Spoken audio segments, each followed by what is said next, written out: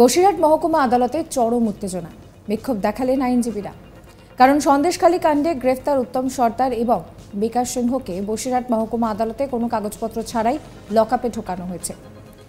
তারই প্রতিবাদ স্বরূপ আইনজীবীরা বিক্ষোভ দেখালেন। রীতিমতন উত্তেজনা ছড়ায় বসিরহাট মহকুমা আদালত চত্বরে। আদালত চত্বরে ক্ষোভে ফেটে পড়েন বসিরহাট মহকুমা আদালতের আইনজীবীরা। আইনজীবীদের দাবি, বসিরহাট মহকুমা আদালতে লকআপে নিয়ে আসা উত্তম সর্দার এবং বিকাশ সিংহের কোনো কাগজপত্র না দেখিয়ে পুলিশের তরফ থেকে দুজনকে বসিরহাট মহকুমা আদালতে পাঠানো হয়েছে। বেলা ৩টে বেজে গেলেও কোনো রকম কাগজপত্র না আসায় ক্ষোভে ফেটে পড়েন আইনজীবীরা। আইনজীবীদের দাবি, কাগজপত্র ছাড়াই তাদেরকে পাঠানো হয়েছে। তাহলে এরা আসলে কারা? এরা তো সাধারণ মানুষ। কারণ পুলিশের তরফ থেকে কোনো কাগজপত্র ফরওয়ার্ড করা হয়নি উত্তম সর্দার এবং বিকাশ সিংহদের বিরুদ্ধে। তাহলে কেন তাদের বসিরহাট মহকুমা আদালতে ঢোকানো হয়েছে? বিষয়টা নিয়ে ইতিমধ্যেই বসিরহাট মহকুমা আদালতের যিনি বিচারক রয়েছেন তাঁরও দৃষ্টি আকর্ষণ করেছেন বলে জানিয়েছেন আদালতের আইনজীবীরা।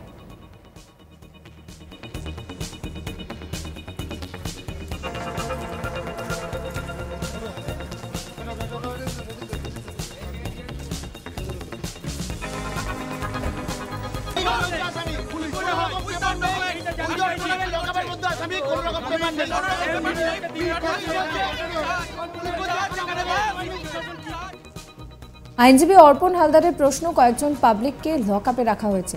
মেডিকেল করাতে কাগজপত্রের দরকার হয়। কাগজপত্র যদি না থাকে তাহলে মেডিকেল কি হয়নি? তাহলে মেডিকেল ছাড়া কি করে লকআপে ঢোকানো হলো?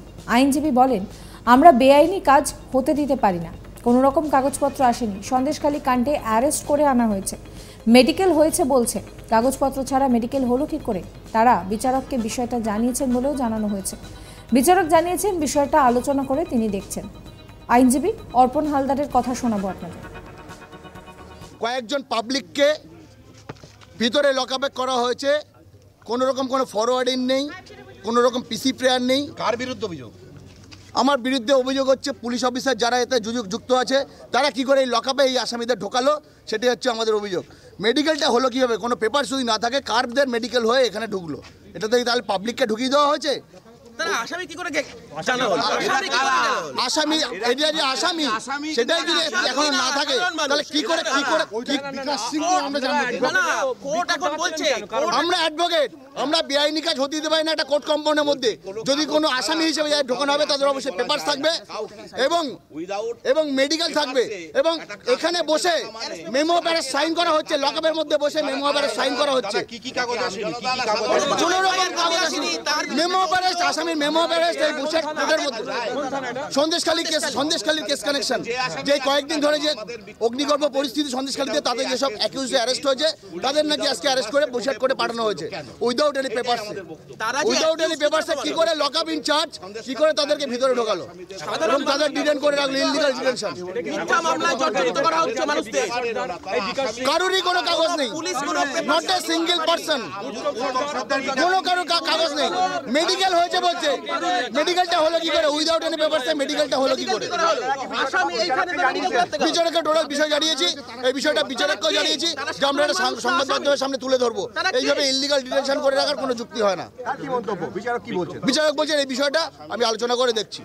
না না, বিচারক আমাদের কথা শুনছেন না এই মুহূর্তে দাঁড়িয়ে। বিচারক টাইম দিচ্ছে, কোনো কিছু নেই, নট এ সিঙ্গেল পেপার। বিচারক নিজে বলছে এক্সেপ্ট মেডিকেল।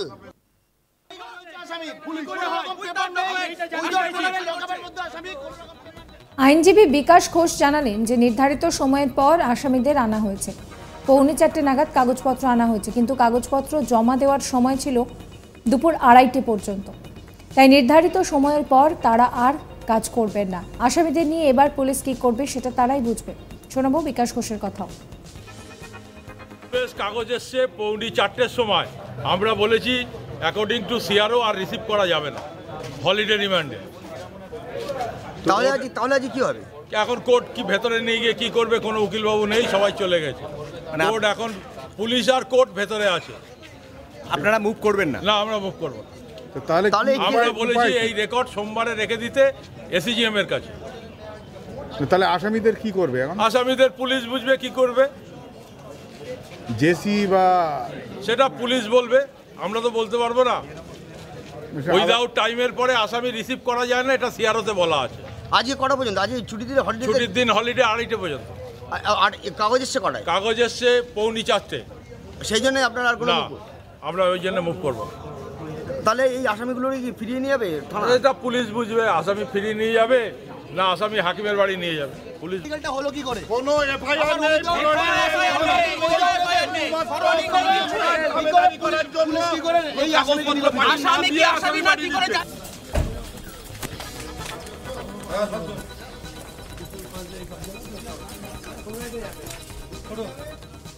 বসিরহাট মহকুমা আদালতে চরম উত্তেজনা, বিক্ষোভ দেখিয়েছেন আইনজীবীরা। কারণ তারা বলছেন যে যাদের দুজনকে গ্রেফতার করা হয়েছে, লকআপে ঢোকানো হয়েছে, তাদেরকে কোনো রকম কোনো কাগজপত্র দেওয়াই হয়নি এবং এই পুরো বিষয়টাকে কেন্দ্র করে কিন্তু পরিস্থিতি উত্তপ্ত হয়ে ওঠে। আইনজীবীদের দাবি কাগজপত্র ছাড়াই তাদেরকে পাঠানো হয়েছে। তাহলে এরা আসলে কারা? এরা তো সাধারণ মানুষ, কারণ পুলিশের তরফে কোনো কাগজ ফরওয়ার্ড করা হয়নি উত্তম সর্দার এবং বিকাশ সিংহদের বিরুদ্ধে। তাহলে কেন তাদের বসিরহাট মহকুমা আদালতে ঢোকানো হলো? বিষয়টা নিয়ে ইতিমধ্যেই বসিরহাট মহকুমা আদালতের যিনি বিচারক রয়েছেন তার দৃষ্টি আকর্ষণ করা হয়েছে বলেও জানানো হয়েছে। আইনজীবী অর্পণ হালদার তিনি বলেন যে কয়েকজন পাবলিককে লকআপে রাখা হয়েছে, মেডিকেল করতে কাগজপত্র লাগে। যদি কাগজপত্র না হয় তাহলে কি মেডিকেল হয়নি?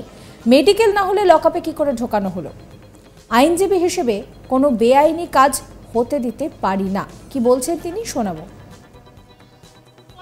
কয়েকজন পাবলিককে ভিতরে লকআপে করা হয়েছে, কোনো রকম কোনো ফরওয়ার্ডিং নেই, কোনো রকম পিসি প্রেয়ার নেই। কার বিরুদ্ধে অভিযোগ? আমার বিরুদ্ধে অভিযোগ হচ্ছে পুলিশ অফিসার যারা এতে যুক্ত আছে তারা কি করে এই লকআপে এই আসামিদের ঢোকালো, সেটাই হচ্ছে আমাদের অভিযোগ। মেডিকেলটা হলো কীভাবে? কোনো পেপার যদি না থাকে কারদের মেডিকেল হয়ে এখানে ঢুকলো, এটা থেকে তাহলে পাবলিককে ঢুকিয়ে দেওয়া হয়েছে। আসামি কি করে জানা হলো? আসামি এটা যে আসামি সেটাই যদি এখনো না থাকে তাহলে কি করে বিকাশ সিং আমরা জানবো? না, কোর্ট এখন বলছে আমরা অ্যাডভোকেট, আমরা বেআইনি কাজ হতে দিতে পারি না একটা কোর্ট কম্পাউন্ডের মধ্যে। যদি কোনো আসামি হিসেবে ঢোকানো হবে তাদের অবশ্যই পেপারস থাকবে এবং মেডিকেল থাকবে এবং এখানে বসে মেমো অ্যারেস্ট সাইন করা হচ্ছে, লকআপের মধ্যে বসে মেমো অ্যারেস্ট সাইন করা হচ্ছে। কি কি কাগজ আসেনি? কি কি কাগজ? কোনো রকম কাগজ আসেনি। মেমো অ্যারেস্ট, আসামির মেমো অ্যারেস্ট এই বুশেট কোর্টের মধ্যে। সন্দেশখালীর কেস কানেকশন, যে কয়েকদিন ধরে যে অগ্নিগর্ভ পরিস্থিতি সন্দেশখালীতে তাদের যেসব অ্যাকিউজড অ্যারেস্ট হয়েছে তাদের নাকি আজকে অ্যারেস্ট করে বুশেট কোর্টে পাঠানো হয়েছে without any papers. Without any পেপারসে কি করে লকআপ ইনচার্জ কি করে তাদেরকে ভিতরে ঢোকালো এবং তাদের ডিটেইন করে রাখলো, ইললিগাল ডিটেনশন। মিথ্যা মামলায় জর্জরিত করা হচ্ছে মানুষদের। কারোরই কোনো কাগজ নেই, নট এ সিঙ্গেল পারসন, কোনো কারো কাগজ নেই। মেডিকেল হয়েছে বলছে, মেডিকেলটা হলো কি করে? উইদাউট এনি পেপারসে মেডিকেলটা হলো কি করে? আসামি এইখানে মেডিকেল করতে গেল। বিচারককে টোটাল বিষয় জানিয়েছি, এই বিষয়টা বিচারককেও জানিয়েছি যে আমরা এটা সংবাদ মাধ্যমের সামনে তুলে ধরবো। এইভাবে ইললিগাল ডিটেনশন করে রাখার কোনো যুক্তি হয় না। কি মন্তব্য বিচারক কি বলছেন? বিচারক বলছেন এই বিষয়টা আমি আলোচনা করে দেখছি। না না, বিচারক আমাদের কথা শুনছেন না এই মুহূর্তে দাঁড়িয়ে। বিচারক টাইম দিচ্ছে, কোনো কিছু নেই, নট এ সিঙ্গেল পেপার। বিচারক নিজে বলছে টাইম এক্সেপ্ট মেডিকেল। আইনজীবী বিকাশ ঘোষ তিনি জানিয়েছেন যে নির্ধারিত সময়ের পর আসামিদের আনা হয়েছে, 4:45 নাগাদ কাগজপত্র আনা হয়েছে, কিন্তু কাগজপত্র জমা দেওয়ার সময় ছিল দুপুর 2:30 পর্যন্ত। তাই নির্ধারিত সময়ের পর তারা আর কাজ করবেন না। আসামিদের নিয়ে এবার পুলিশ কি করবে সেটা তারাই বুঝবে। অর্থাৎ এই পুরো পরিস্থিতিকে কেন্দ্র করে কিন্তু যথেষ্টই উত্তেজনা ছড়ায়। এমনিতেই সন্দেশখালীর পরিস্থিতি বেশ থমথমে হয়ে রয়েছে, উত্তেজনা রয়েছে সেখানে। রাজ্যপাল সিভি আনন্দ বোস তিনি নিজে সন্দেশখালী যাচ্ছেন পুরো পরিস্থিতি খতিয়ে দেখার জন্য। বিরোধী দলনেতা শুভেন্দু অধিকারী তিনিও কিন্তু সন্দেশখালী গিয়ে পুরো বিষয়টা খতিয়ে দেখবেন, সেই বিষয়টাও কিন্তু জানা যাচ্ছে। এই মুহূর্তে শেখ শাহজাহান সন্দেশখালী রাজ্য রাজনীতিতে যথেষ্টই উত্তপ্ত একটা বিষয়, চর্চার একটা বিষয়। এবং এখান থেকে দাঁড়িয়ে কিন্তু আইনজীবী অর্পণ হালদার তিনি বলছেন যে কয়েকজন পাবলিককে লকআপে পুলিশ আটকে রেখেছে, মেডিকেল ছাড়া কি করে লকআপে ঢোকানো হলো? আইনজীবী হিসেবে কোনো রকম কোনো বেআইনি কাজ তারা করতে দেবেন না। সন্দেশখালীর যাবতীয় আপডেট জানার জন্য আপনাদের নজর থাকুক আজ তাক বাংলায়। সাবস্ক্রাইব করতে ভুলবেন না আজ তাক বাংলার ইউটিউব চ্যানেলকে, ফলো করবেন আজ তাক বাংলার হোয়াটসঅ্যাপ চ্যানেল।